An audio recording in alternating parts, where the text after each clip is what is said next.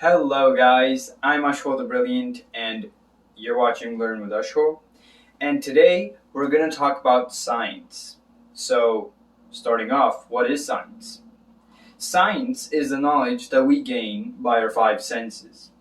And we learn about nature by observing, testing, meaning like you could call it experimenting as well, it's the same thing, and making conclusions based on those observations, or like conclusions that explain those observations, you could say. So, this is why this knowledge is really important because it helps us understand nature and its various aspects. Then we have chemistry. What is chemistry? Chemistry is just one piece of the big pie that's called science. And what is it exactly? Well, chemistry is the study of matter, the properties of matter, identification of matter based on those properties, and the changes it undergoes. And what is matter exactly? Because this brings us to the topic of matter. So, what is matter? Matter is anything that has mass and occupies space. And just to elaborate, mass is the amount of matter in an object, and the amount of space that an object takes up is also called its volume. So, in examples of matter, almost everything is matter. Almost everything is made up of matter. Like our bodies, they're made of matter. The clothes that we wear, they're also matter. And the foods that we eat, they're matter as well.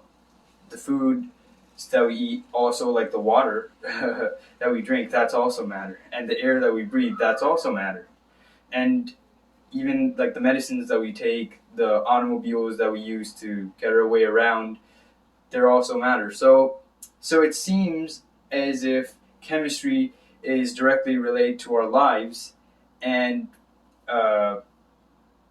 affects everything we see or do. Many of the changes that we observe in the world around us are caused by chemical reactions. For example, chemical reactions take place when we cook foods, when we wipe off our countertops using soaps or detergents, or when we take medicines, or when foods rot, or when leaves change color. Our senses of hearing, seeing, touching, tasting, and even our emotions of love, hate, jealousy, happiness, sadness, anger, and excitement all involve complex series of chemical reactions and interactions in our bodies. The knowledge of chemistry has helped us develop petrochemical products, medicines and drugs, soaps and detergents, paper and plastics, paint and pigments, insecticides and pesticides, and the list just goes on. Chemistry also provides knowledge and techniques to improve our healthcare and environment, and to explore and to conserve the natural resources. The development of the chemical industry was not all roses and gardens. It also generated toxic wastes and contaminated water and polluted the air around us. Chemistry and other sciences. Chemistry concepts are extremely important in other disciplines. It's key to cooking, biology, physics, and astronomy. Chemistry is fun. It can be used to make colors change, alter recipes, color flames, make things glow in the dark, and even make stuff explode. Whoa. That's hot. It's extremely important to learn this science. It's easy, sensible, and interesting. We should not be overwhelmed by the big book and just keep moving piece by piece, step by step, up the stairs of knowledge. Sciences we study today are the result of hard work of wonderful human beings throughout history. Scientific and technological advances over the last 500 years especially have brought us a lot of good and bad. Chemistry is divided into the following branches: physical chemistry, organic chemistry, inorganic chemistry, biochemistry, industrial chemistry, environmental chemistry, nuclear chemistry, and analytical chemistry. Whoa, that's a lot of branches, right? Physical chemistry is the branch of chemistry that deals with the relationship between the composition and physical properties of matter and the changes in them. Next up, we have organic chemistry. It is the study of covalent compounds of hydrogen and carbon, also known as hydrocarbons, and their derivatives. Organic compounds occur naturally and are also synthesized in laboratories, and organic chemists determine the structure and properties of these naturally occurring as well as chemically synthesized, or you could say synthesized, compounds. The scope of this branch covers petrochemicals, petroleum, and pharmaceutical industries. Then we have inorganic chemistry. Inorganic chemistry deals with the study of all the other elements and their compounds, except for those compounds of hydrogen and carbon and their derivatives, obviously. And it has applications in every aspect of the chemical industry, such as glass, cement, ceramics, and metallurgy, which is the extraction of metals from ores. Biochemistry.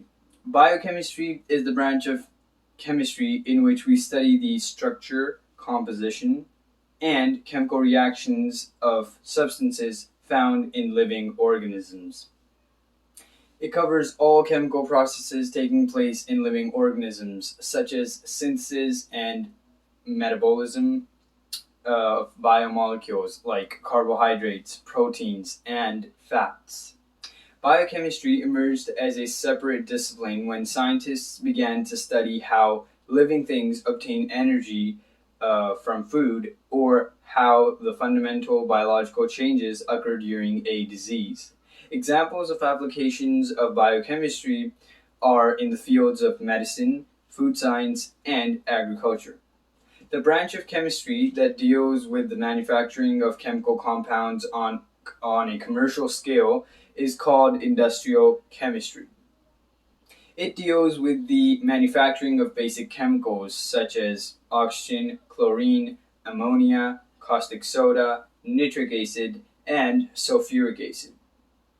These chemicals provide raw materials for many other industries, such as fertilizers, soap, textiles, agricultural products, paints and paper, etc., etc.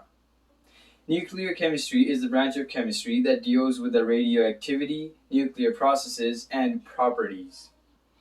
The main concern of this branch is with the atomic energy and its uses in daily life. It also includes the study of the chemical effects resulting from the absorption of radiation in animals, plants, and other materials. It has applications in medical treatment such as radiotherapy and preservation of food and generation of electrical power through nuclear reactors. Study about the components of the environment and the effects of human activities on the environment is called environmental chemistry. It is related to other branches like biology, geology, ecology, soil, and water. The knowledge of the chemical processes taking place in the environment is necessary for its improvement and for protection against pollution. Finally, we have analytical chemistry, which is a branch of chemistry that deals with the separation and analysis of a sample of matter to identify its components. Qualitative analysis provides the identity of a substance, composition of chemical species. Quantitative analysis is the amount of each component present in the sample.